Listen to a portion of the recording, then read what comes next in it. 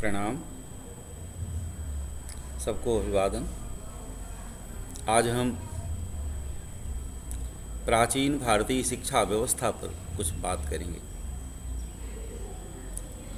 हम ये जानते हैं कि हमारी जो पुरातन शिक्षा व्यवस्था थी वो गुरुकुलों पर आधारित थी।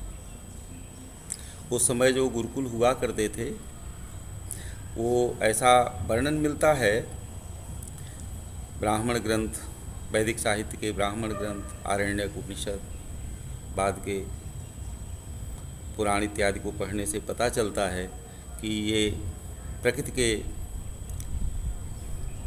खुले आंचल के बीच जंगलों में हुआ करते थे। ये घनघोर जंगलों में नहीं हुआ करते थे। ये बस्तियों से जुड़े हुए जो हमारे जो वनस्थली होती थी, जहाँ से जंगल शुरू होते थे, वहीं जंगल के अंदर, बहुत अंदर जाकर के नहीं, प्रायः ऐसे ऋषियों के आश्रम हुआ करते थे जो बच्चों को शिक्षा प्रदान करते थे, जिन्हें गुरुकुल कहते हैं। क्योंकि जैसा वर्णन मिलता है कि ऐसे गुरुकुलों के बच्चे एक निश्चित समय पर कुछ अध्ययन कार्य संपन्न करके, आश्रम का कार्य संपन्न करके भिक्षाटन के लिए बस्तियों की तरफ जाया करते थे। तो अगर बहुत घनघोर जंगलों में होते गुरुकुल तो फिर बस्तियों तक जाना बच्चों को भिक्षाटन के लिए नित्य ये संभव नहीं होता। कुछ ऐसे भी हमें वर्णन मिलते हैं कि कुछ ऋषियों के आश्रम बहुत घने जंगलों में भी हुआ करते थे। तो हम देखते हैं कि वहाँ उन लोग का जो अर्थ प्रबंधन था, खाने पीने रहने की जो ज़रूरतें थी वो कैसे पूरा होती हैं, ये एक अलग प्रकरण है। अभी हम देखेंगे कि प्राचीन शिक्षा जो प्रणाली थी, शिक्षा की व्यवस्था थी, वो गुरुकुलों में थी और एक निश्चित उम्र के बच्चों को गुरु के समीप ले जाया जाता था, जिसको उपनयन कहते थे। हमें ऐसे भी प्रमाण मिलते हैं कि चारों वर्णों के बच्चों को गुरुकुलों में ले जाया जाता था। यद्यपि आजकल यह प्रचारित किया गया है कि शिक्षा सबके लिए ओपन नहीं थी, विशेष करके शूद्रों को शिक्षा प्राप्त करने का अधिकार नहीं था। लेकिन मैंने कहीं पढ़ने में पाया है कि, सोर्स मुझे इस समय ठीक से याद नहीं है, पाया है कि उस समय चारों वर्णों के बच्चे आश्रमों में जाते थे गुरु के पास। गुरु उनका इंटरव्यू लेते थे और उन्हें किस क्लास में रखना है इसका निश्चय करते थे। फिर जब क्लास बन जाता था बच्चों का, तो कौन से बच्चे किस वर्ग से जुड़े हुए हैं, उनको शास्त्र शिक्षा देनी है कि शास्त्र शस्त्र दोनों का सम्मिलित कोर्स पढ़ाना है, जिसे क्षत्रिय बच्चे कहते हैं, या उन्हें ट्रेड कॉमर्स पढ़ाना है, या उनको सेवा के विधि, सेवा के तौर तरीके सिखाना है। तो इन चारों प्रकार के वर्ण के बच्चों को उनके पहनावे माने वेशभूषा और उसे रूप रंग में थोड़ा अंतर कर दिया जाता था, जिसे पता चलता था कि ये किस क्लास के बच्चे हैं। उस समय ब्रह्मचारी बच्चे जो शिक्षा अध्ययन करना शुरू करते थे, उनको बाल सिर पे नहीं रखना होता था, तेल फुलेल नहीं लगाना होता था, अपना श्रृंगार नहीं करना होता था, अपना चेहरा शीशा में या पानी में नहीं देखना पड़ता था। ऐसे बहुत सारे रिस्ट्रिक्शंस हैं। उनको अपने हाथ में एक डंडा लेके रखना पड़ता था, पलाश दंड। जब यज्ञोपवीत होता है तो पलाश दंड और मुंज मेखला, माने एक पेटी रस्सी की एक करधनी बांधनी पड़ती थी जिससे वस्त्र इत्यादि स्थिर बने रहें, और यज्ञोपवीत पहनाया जाता था। तो चारों वर्णों का जब यज्ञोपवीत होता था, उसमें हमको डिटेल मिला कहीं कि ब्राह्मण के बच्चे को मुंज मेखला और मुंज का यज्ञोपवीत पहनना होता था। तो मूंज का जब हम यज्ञोपवीत या रस्सी बनाएंगे, करधनी, उसको पहनेंगे तो सोएंगे, लेटेंगे तो बड़ा कठिन होता है, वो हमारे शरीर में धंसेगी, दाग पड़ जाएगी पीठ में, कमर में। तो ब्राह्मण के बच्चे को बड़ा कठिन संयम और कठिन चर्या से गुजरना पड़ता था, मुंज मेखला। इसके बाद जो 25 साल की उम्र के बाद शिक्षा ख़त्म करने के बाद भी ब्रह्मचारी बना रहना चाहता था, हायर एजुकेशन लेना चाहता था, वो 40 साल का कोर्स पढ़ता था। प्रायः वो ऋषि कुल में ही रह जाता था, गुरुकुल में ही शिक्षक बन के रह जाता था। ऐसा व्यक्ति विवाह इत्यादि नहीं करता था, तो उसको आजीवन मुंज में खला और ये सब धारण करना पड़ता था, मुंज का जग्गू। हनुमान जी के बारे में है हनुमान चालीसा में कि कांधे मूज जनेऊ छाजे।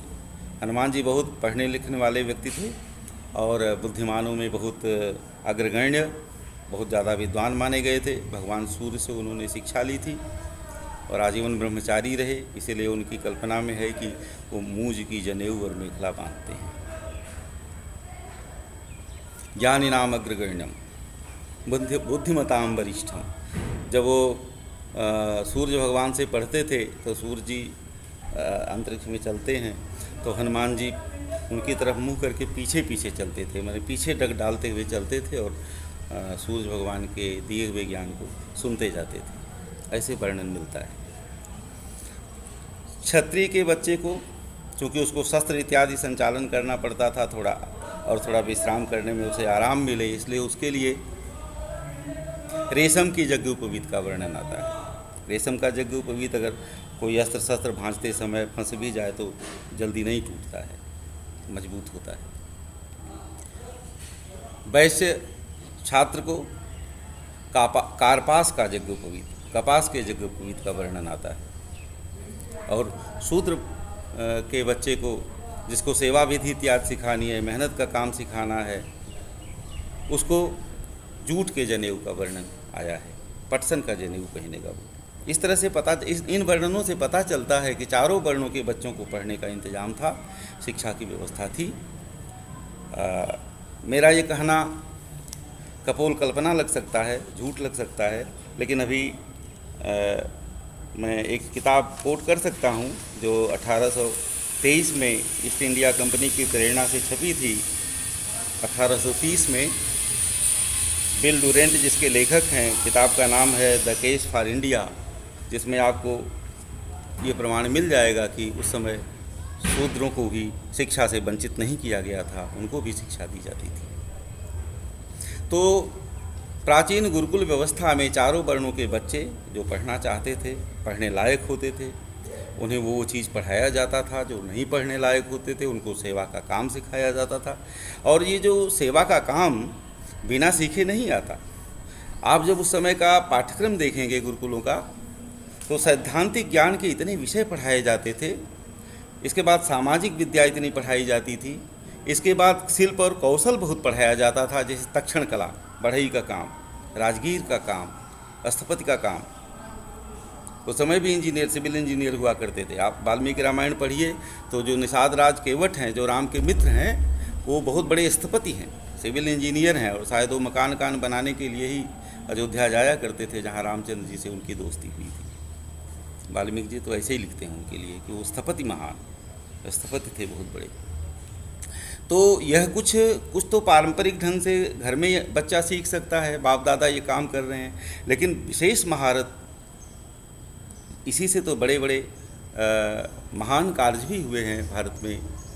पूरा गुफाओं को काट करके स्कल्पचर बना दिए गए, मंदिर बना दिया गया पूरा पहाड़ों को काट करके। ये सब बहुत बारीक कारीगरी से हुआ होगा, जिसकी बहुत अच्छी ट्रेनिंग मिली होगी, किसी को ट्रेनिंग दी गई होगी किसी को, तब ये संपन्न हुआ, बड़ी मेहनत से संपन्न हुआ होगा।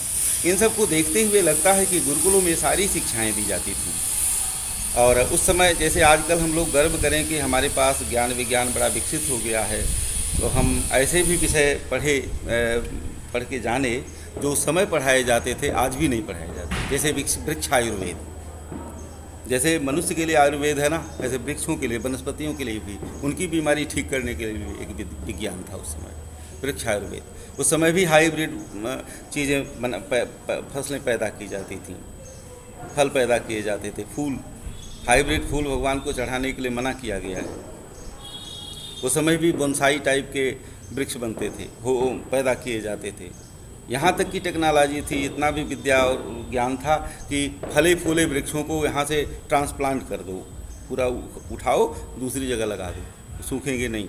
वाल्मीकि रामायण पढ़िए तो जब राम जी को मनाने भरत जी जाते हैं चित्रकूट अयोध्या से, तो बहुत तेज़ी से सड़क बनती जाती है, आगे आगे पीछे पीछे सारी अयोध्या की जनता जाती है। इतना फास्ट काम हो रहा है, और वो फर्श वाली सड़क बन रही है, मिट्टी पाटी जा रही है, पुट्टिम बनाया जा रहा है, फर्श बनाया जा रहा है, जिस पे सवारियाँ चल रही हैं। उनके किनारे किनारे फलदार वृक्ष लगे हुए लग जा रहे हैं, ला के लगाए जा रहे हैं। ठीक वैसे तेज़ी से सड़कें बन रही हैं जैसे हमारे यहाँ कोई बहुत बड़े लोग आते हैं, मंत्री जी और प्रधानमंत्री जी आते हैं, रातों रात सड़क बनकर तैयार हो जाती है। इस तेज़ी से काम होता है उस काल में। और हमें जिस कुशलता का वो प्राप्त होता है उदाहरण, वो बिना इस तरह के शिक्षा और ट्रेनिंग से नहीं दिलाया जा सकता, नहीं प्राप्त कराया जा सकता। जैसे अगर उस समय की हम टेक्सटाइल टेक्नोलॉजी देखें जिसका वर्णन हमको मिलता है, तो जब सीता जी जंगल में गईं तो उनके साथ जो कपड़े लत्ते रहे होंगे वो तो 14 साल नहीं चलेंगे, फट जाएंगे। तो उनको अनुसुईया ने ऐसे वस्त्र आभूषण पहनने को दिए, दिव्य वसन भूषण पहिराए, जे नित नूतन अमल सुहाए, जो नित्य नए बने रहेंगे, गंदे नहीं होंगे, ऐसे कपड़े दिए। ये टेक्नोलॉजी थी उस समय, टेक्सटाइल। अभी हमारे एक मित्र हैं देवेंद्र प्रधान जी, वो बताते थे कि संबलपुर के सूती साड़ियाँ ऐसे बनती थी जिनको अगर हल्दी से रंग दिया जाए शुरू में ही कपड़े को, धागे को, उससे साड़ी बनाई जाए, रुमाल बनाई जाए, वो फट जाएगी तब तक वो हल्दी जैसे ही महकेगी। तो ये टेक्नोलॉजी, वस्त्र टेक्नोलॉजी, टेक्सटाइल टेक्नोलॉजी उस समय की ज़रा आयुध टेक्नोलॉजी देखिए। तो राम जी को ऐसे ही वस्त्र गुरु विश्वामित्र ने दिए कि जाते लाग न क्षुधा पिपासा, जिन अस्त्रों के साथ में रहने से रेडिएशन नहीं होगा, उल्टे पॉजिटिव तरंग आएगी उससे, जिससे भूख नहीं लगेगी, प्यास नहीं लगेगा, अतुलित तन बल तेज प्रकाशा, बहुत बल जैसा महसूस होगा उन अस्त्रों को साथ में रखने पे। ये उस समय की आयुध टेक्नोलॉजी है।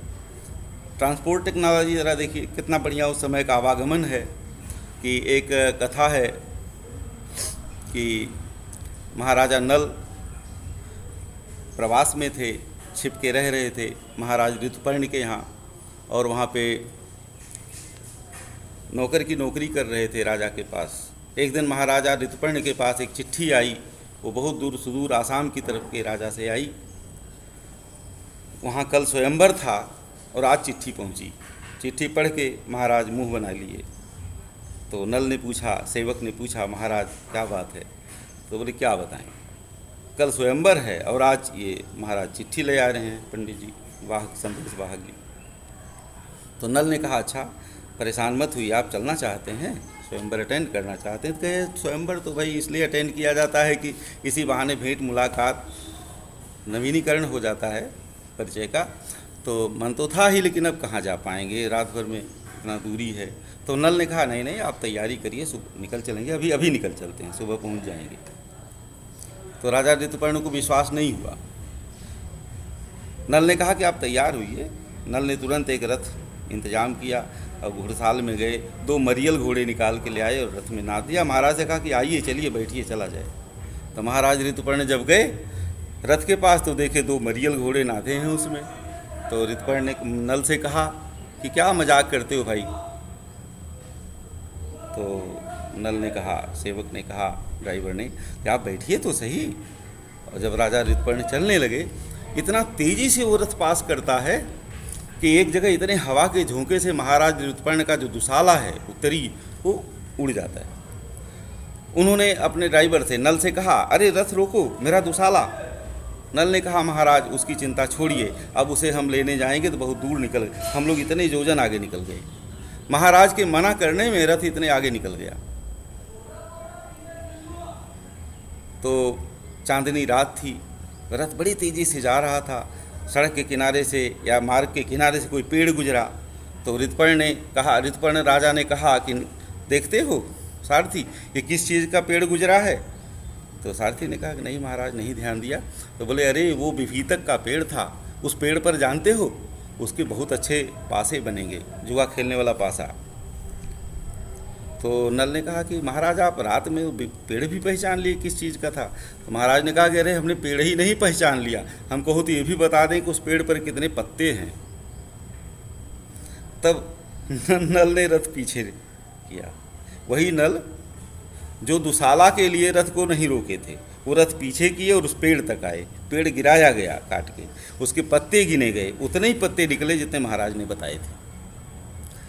तो ड्राइवर यानी नल ने महाराज से प्रार्थना किया कि महाराज आप इतना तेज़ कैलकुलेशन और निरीक्षण कैसे कर लेते हो। तो महाराज ने बताया कि मुझे जुआ खेलने का सब बड़ा अभ्यास है, इसी नाते मेरा गणित बड़ा तेज हो गया है। तो नल ने कहा कि मुझे जुआ खेलना बता दीजिए। वो अपना राज्य हार आए थे राजा नल जुए में, तो मुझे जुआ खेलना बता दीजिए, मैं भी ये विद्या सीखना चाहता हूँ। तो ऋतुपर्ण ने कहा कि तो मुझे तुम अश्व विद्या सिखा दो, ये मरियल घोड़े से तुम इतना बढ़िया काम ले रहे हो। तो उन लोगों ने अपनी विद्याओं का एक्सचेंज किया। इस प्रकार से ये जो कुशलता आई लोगों में, जो मैंने भी बताया कि देखिए वाहन की क्या टेक्नोलॉजी है। उस समय नहीं कहना कि उसमें सड़कें नहीं थी, सड़कें नहीं होती तो इतना तेज़ आदमी यात्रा कैसे कर लेता, हवा में उड़ के थोड़े रथ जा रहा होगा। तो हम अपने प्राचीन भारत के बारे में ऐसा कुछ सोच डाले हैं ना कि हम आज बड़े सभ्य हो गए हैं, बुद्धिमान हो गए हैं। उस समय की शिक्षा व्यवस्था हो, चाहे उस समय का रहन सहन हो, वो बड़ा ही ऐसे ही था, असभ्य टाइप का था। लोग इतने सज्जन और इतने समझदार, इतने विद्वान, इतने विकसित नहीं थे। ऐसा नहीं है। आप पढ़िए, आपको बहुत कुछ मिलेगा। अपने अतीत के इतने साक्ष्य भी हैं यहाँ पे। प्राचीन शिक्षा व्यवस्था बताते हुए मैं बता रहा था कि जो गुरुकुल हुआ करते थे, उन गुरुकुलों में सब तरह की विद्याएं सिखाई जाती थी। और ये सारी विद्याएं वहाँ पे कैसे सिखाई जाती थी? बहुत अध्यापक नहीं लगते थे सिखाने वाले। ऊंची कक्षाओं के विद्यार्थी अपने से नीचे वाली कक्षाओं के विद्यार्थियों के सारा विद्या, सारा गुण, सारा कौशल सिखाते थे। उनका अपना भी पोढ़ होता था, अपना भी ज्ञान पक्का होता था और नीचे वाले विद्यार्थी भी सीखते थे। तो इस तरह से शिक्षा की प्रणाली थी प्राचीन भारत में। और अभी हम आपको ये बताएंगे कि इन आश्रमों में और क्या क्या काम होते थे। न केवल शिक्षा होती थी उस समय के गुरुकुलों में। किसी एक दिन इस पर भी विचार करेंगे किसी व्याख्यान में कि उस समय का उनकी अर्थव्यवस्था कैसे चलती थी गुरुकुलों की। ये अलग विषय होगा क्योंकि आज समय ज़्यादा हो गया है। आज हम केवल ये बताएं कि उस समय के गुरुकुलों में, ऋषिकुलों में न केवल विद्यार्थियों को शिक्षा दी जाती थी, उनका पालन पोषण का भी इंतजाम किया जाता था। इसके अलावा एक गुरुकुल, ऋषिकुल अनाथालय का भी काम करते थे। जिनके कोई नहीं है समाज में, जो अनाथ बच्चे होते थे, उनका भी पालन पोषण किया जाता था। आप देखिए, मेनका अपनी बच्ची छोड़ गई आश्रम के गेट पे, तो उसको कर्ण ऋषि ले आए और पालन पोषण किए। शकुंतला का ऐसे कई केसेस हैं। ले आए बच्चे को, ले आए, पालन पोषण किए। इसके अलावा उस समय समाज की जो परित्यक्ताएं होती थी, घर से निकाले हुए लोग होते थे, वो भी इन्हीं आश्रमों में शेल्टर पाते थे। सीता जी को छोड़ा आश्रम के करीब, वाल्मीकि के आश्रम के करीब लक्ष्मण जी, वाल्मीकि जी उनको ले आए। और ले आए तो कहाँ रखे? उस समय गुरुकुलों में औरतों के लिए अलग विंग होता था। वो महिला ऋषियों के खेमे में ले जाके उनको रखा है सीता जी को। फिर सीता जी के वहाँ भरण पोषण की व्यवस्था हुई, यहाँ तक कि सीता जी के बच्चे हुए तो उनके शिक्षा दीक्षा की व्यवस्था उन आश्रमों में होती है। इसके अलावा आप देखेंगे तो जो विस्थापित हैं, घर से निकाल दिए गए हैं, किसी कारण से राजा हैं, पराजित हो गए हैं, या उनका बिजनेस व्यवसाय खत्म हो गया है, कहीं कोई सहारा नहीं है, ऐसे लोग भी आश्रमों में स्थान पाते थे। उनके भी उसके निवास इत्यादि की भरण पोषण की व्यवस्था आश्रमों में रहती थी। इसके अलावा उनको भी शिक्षा और शास्त्रीय डिस्कशन में शामिल किया जाता था। उनके भी ज्ञान के लिए चर्चाएं होती थीं। ऐसा भी आपको उदाहरण मिलता है। आप दुर्गा सप्तशती पढ़िए, उसमें मेधा ऋषि का आश्रम है। उसमें एक समाधवनिया जो अपने घर से निकाल दिए गए हैं, उनके स्त्री बच्चों ने निकाल दिया, वो वहाँ शेल्टर पाए हुए हैं। और एक सुरथ नाम के राजा हैं जो पराजित हो गए हैं, जंगल में आके ऋषि के आश्रम में रहते हैं। उन लोग की बातचीत का वर्णन है उसमें। इसके अलावा बहुत सारे सेवादार, जैसे छोटे छोटे काम करने वाले, मड़ई छाने वाले हैं, दीवाल उठाने वाले, ऐसे ऐसे जो सेवादार लोग हैं, वो लोग जैसे समाज में काम करके जीविका पाते थे, ऐसे आश्रमों के लिए भी जाके काम करते थे। हम वशिष्ठ के आश्रम में ऐसे काम करने वाले एक ऐसे शूद्र दंपति की कहानी भी पढ़े जो वहाँ मड़ई छाने गए थे आश्रम के लिए। आश्रम की कुटिया बनाते थे बेचारे सब। और इसके बाद खाली टाइम में वहाँ जो ऋषियों के बीच में, विद्यार्थियों के बीच में डिस्कशन होते थे उसको सुनते थे और इस तरह से उनको मोक्ष प्राप्त हुआ। इस तरह से भी हमें कहानियाँ मिलती हैं। तो ये आश्रम जो हैं बहुत सारी गतिविधियों के केंद्र हुआ करते थे, शिक्षा के केंद्र, संस्कृति के केंद्र, कला शिल्प सिखाने के केंद्र। ये गुरुकुल बहुत बहुधंधी होते थे। इनका काम कैसे चलता था, इनकी अर्थव्यवस्था कैसे चलती थी, इंतजाम कैसे चलता था, इस पर किसी दूसरे दिन विचार करेंगे या किसी दूसरे व्याख्यान में विचार करेंगे। आज अभी इतना ही। प्रणाम।